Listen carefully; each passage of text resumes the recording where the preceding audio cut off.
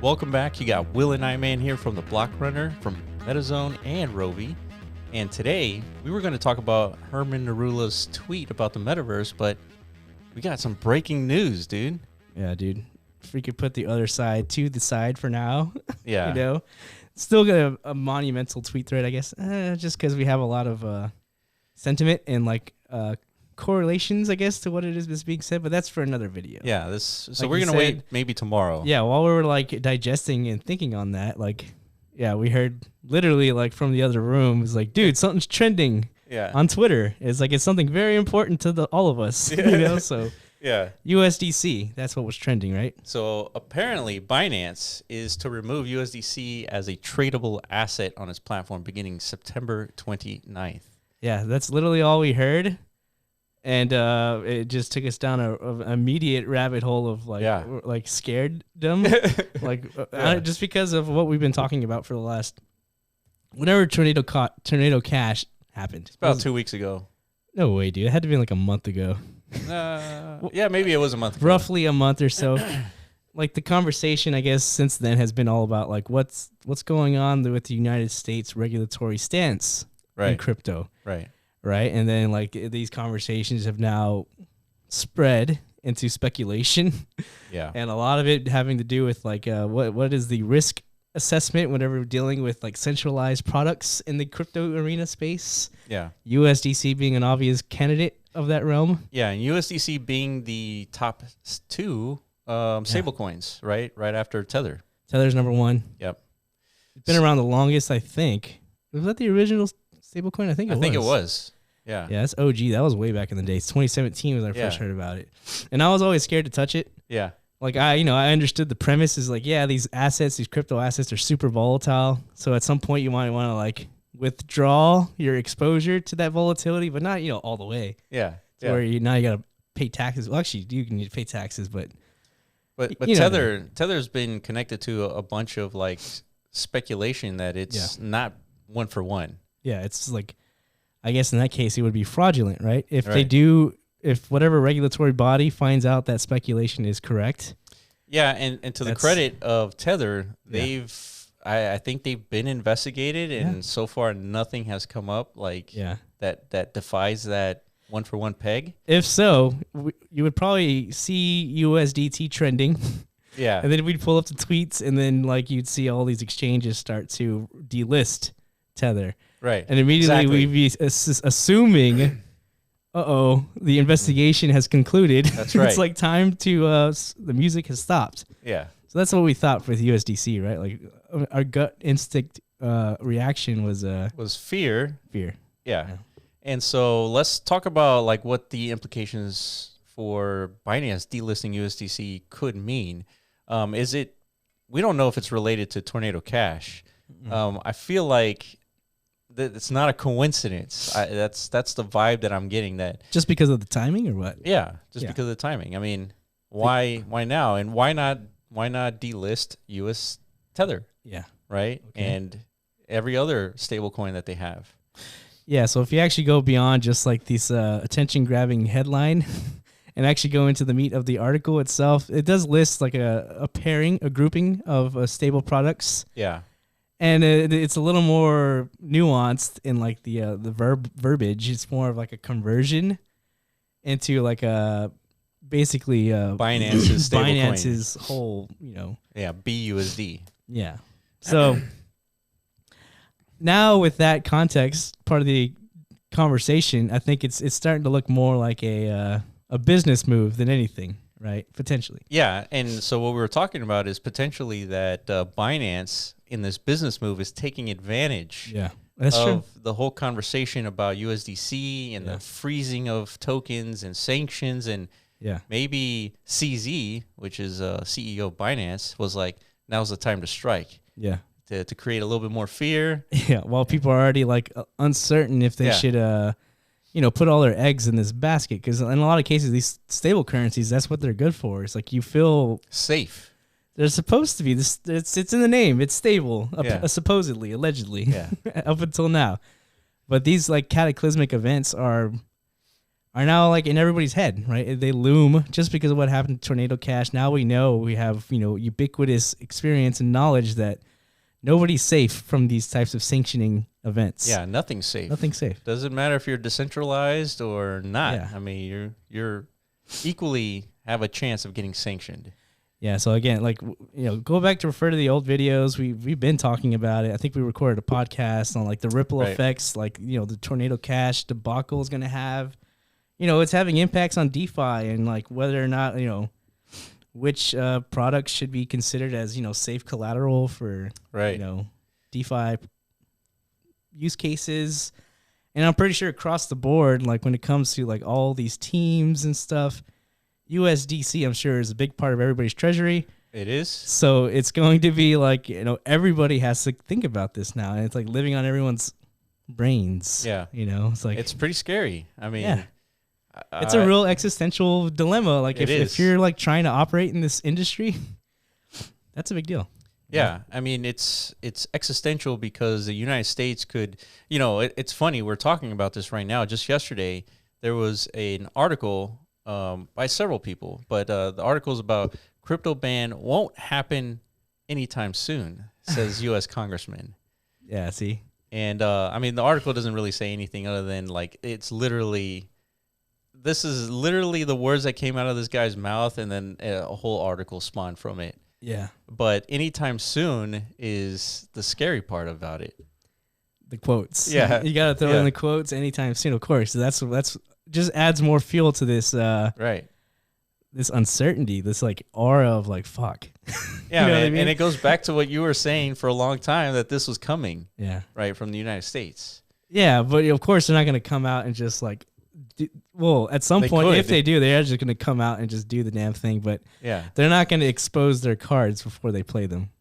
But then sometimes what are they waiting for? I don't know, dude. You got to be inside those cabinet meetings, dude. They're probably waiting for, I don't know, like FEMA to organize, like under like the headquarters of like all these crypto companies. Well, FEMA's like you don't want like all these CEOs to jump off the roof. You know what I mean? Well, I think there was one. Someone jumped off the roof recently. No way. Yeah. Like a crypto? No, it wasn't a crypto guy. It was like a main... that was the Bed Bath & Beyond guy. That's the guy, yeah. He did do that because he was part of a pump and dump. Was he? With the Bed Bath & Beyond, stock. Meme stock. Yeah. Was that... I think he was being investigated for that. I think he just recently announced that they were closing like 20 stores or 200 stores. Oh, that might be like another reason to, And they were laying off like 20% or something like that. So pretty much it's all over for Bed Bath & Beyond, dude. Get your towels now. Get all your beddings and stuff in order. That's not good news, dude. The fucking CFO, I think, took the ultimate leap. That's right. RIP. Yeah. Shit. Poor guy. But in other words, obviously they're not organizing FEMA like, nets around like all of Coinbase HQ in the event of a sanction. I don't think that's what's actually happening. It's a joke if you haven't picked up on that by now. But the point is, I don't know. Nobody knows what they're waiting for. I mean, maybe they just don't feel that real threat yet. I don't know. Well, I mean, if they were to feel a threat, it would be on Bitcoin, not like Ethereum and all the cryptocurrencies associated with Ethereum, right? I mean, it's up to them to come up to that determining like what is a threat and what is not. Just like you said, the reason why Tornado Cash has been deemed a threat is because it's like egregious in its obvious use case of being like a tool for money laundering or like fraudulent activities. Yeah. The same thing people append to Bitcoin's usage to, and like all cryptocurrencies. At some point, they could come to that final conclusion. Like, you know what? This isn't good for our economy for whatever way. It's more beneficiary towards, non-participants in the U.S. economy. So maybe we shouldn't like let our citizens be a part of this whole thing. It's funny. It's funny you mentioned that because I would feel comfortable in the United States sanctioning Bitcoin for a very specific reason, that it's attacking their entire fiat infrastructure. Yeah, and that was the reasoning. Yeah, and I would have respect for the United States for actually putting their foot down and like trying to protect themselves. But if it's because they're using Bitcoin for illicit activity and that's why they're sanctioning, I'd be like, come on. Yeah, yeah. if that were the case, it would have been sanctioned a long ass time ago. Exactly. Because that was the prevalent narrative back in the day. So they didn't pull the trigger, which is actually kind of like, it's interesting. Yeah, right. I was surprised they didn't like wait. I'm talking about early on, like maybe like 2011 or something. Because Bitcoin was on their radar. But that wasn't the narrative in 2011. It was like the narrative like 2013, 2014. Okay. But at any point, it's like, dude, this like dark internet currency is like emerging, and yeah, they probably didn't. They discredited it because there's not enough, Well, everybody liquidity. does, right? Yeah, it's like, dude, that's just like some weird internet people stuff. Yeah. Nothing to worry about. Yeah. But then 2013 rolls around, and then there was like a short boom period, probably like a few months. Yeah. Maybe it's like, okay, now it's on the radar for real. So maybe we should start discussing what this thing is in case it gets big again, blah, blah, blah. Right. But now it's at the stage of like unavoidability. Literally everybody talks about it. Everybody has like access to it. It's so big, it's inevitable. Yeah. At this point. So I mean, the government's not stupid. They see that trajectory. They've done these growth analyses just like we have. Now that I think about it, it would seem that Ethereum and the network is more of a threat to the financial infrastructure because of DeFi and like the fact that we can transact as a human race without the existing infrastructure. Yeah.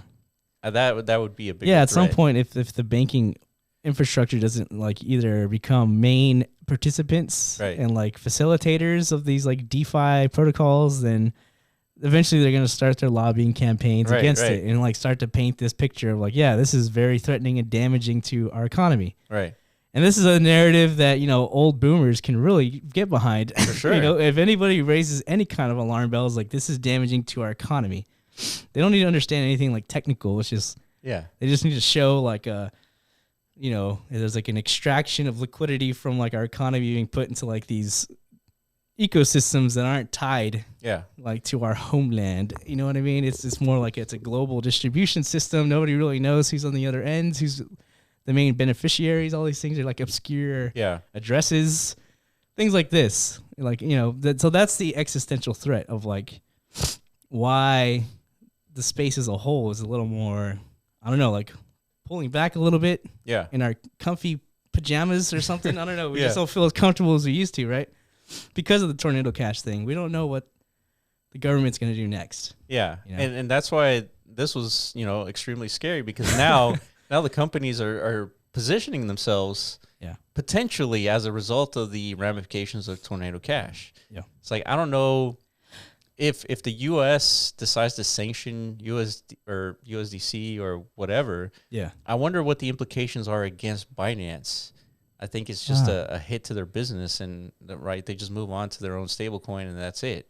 Right. They don't really get affected. And that's another speculative tangent to all this. It's like, what does Binance know something that the rest of us do not? Have they already like had some meeting with some governing body in the United States? Like, hey, just so you guys know, we're gonna at some point shut this down. This shit's, you guys are fucked. Yeah. So are they doing this just to kind of like offload any like connection to U.S. governing reach, sanctions reach? I mean, you could sanction Binance and their stable product all day, right? Yeah, Doesn't really. It's not going to affect them because. Yeah. I mean that goes back to it's not because it's a product of Binance, like USDC is a product of Coinbase, right? Correct. Which is like a U.S. operating entity. Correct. They have to follow sanctions. Exactly. Otherwise, they go to jail. Binance probably not so, they subjected.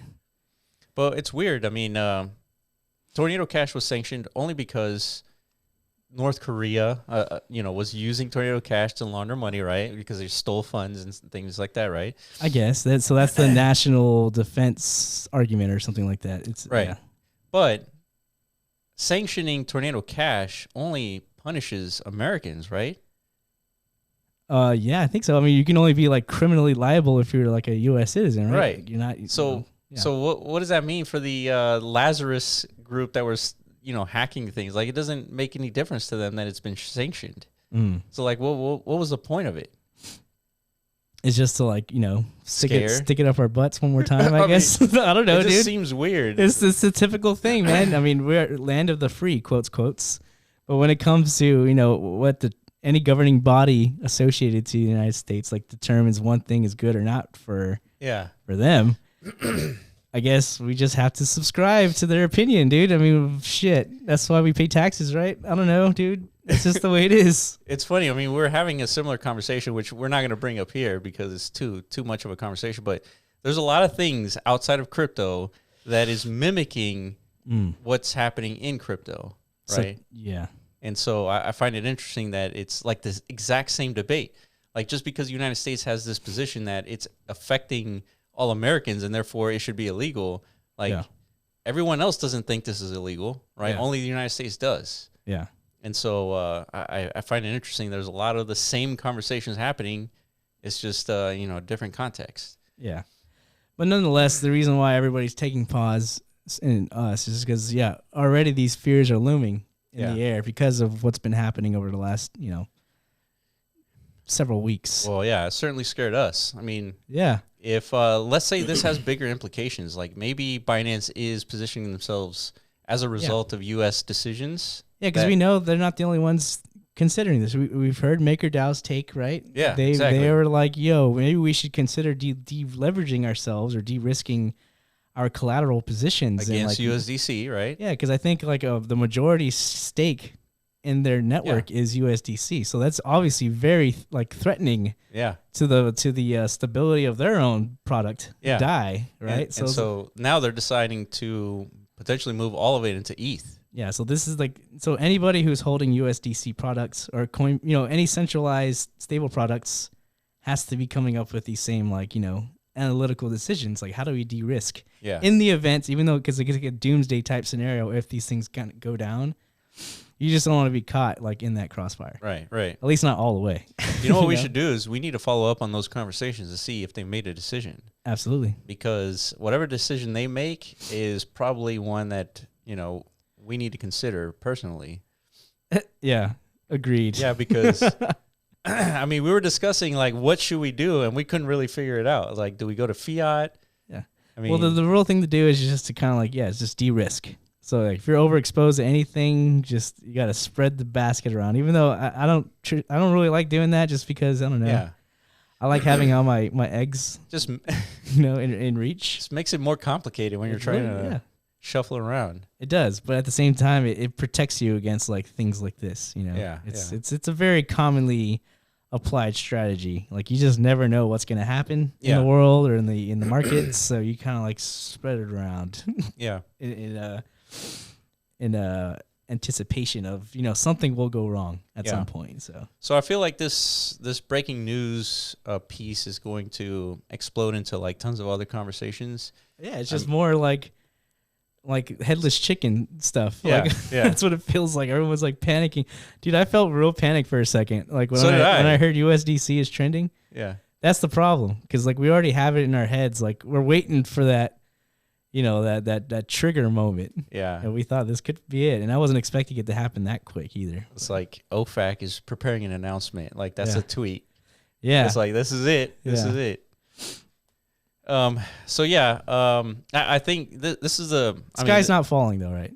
Not yet. Not yet. But that's the main takeaway. It's starting to trickle a little bit. Either that or just Binance is just trying to like take over the world, as CZ has demonstrated already. Like just literally replicating all the existing ecosystems, forking a whole new chain, and not only that, he was thinking about hacking Bitcoin, right? Back in the day. That. Yeah. So obviously, they probably onboarded USDC in the beginning because it was a very liquid, stable coin, like you said, number 2 in its positioning. So by doing so, you're bringing a lot more users to your platform, your ecosystem. Now they've created their own product, as competing entities do. Now it's time to like give Das Boot to the old stuff, and it's like now you can only use my stuff. It's like drug lord stuff, dude. It is. They got everyone addicted to like. It's like their blue meth. Exactly. Yeah. Now they came out with like rainbow meth. Yeah, right. Or maybe not. Maybe it's like actually like crap meth, but nonetheless, like you're forced to consume it. You have to take it. Yeah. Yeah. All right. Well, that's Binance. Don't do meth, by the way. Yeah. Definitely not. Yeah. Let us know what you think. Do you think Binance's move is speculation against what happened to Tornado Cash? Mm-hmm. Do you think it's just CZ trying to take over the planet? as he normally is trying to do. Let us know in the comment section below. Follow us on Twitter at TheBlockRunner, at MetaZone.io, and at RoviAI. And we will catch you in the next video. Peace.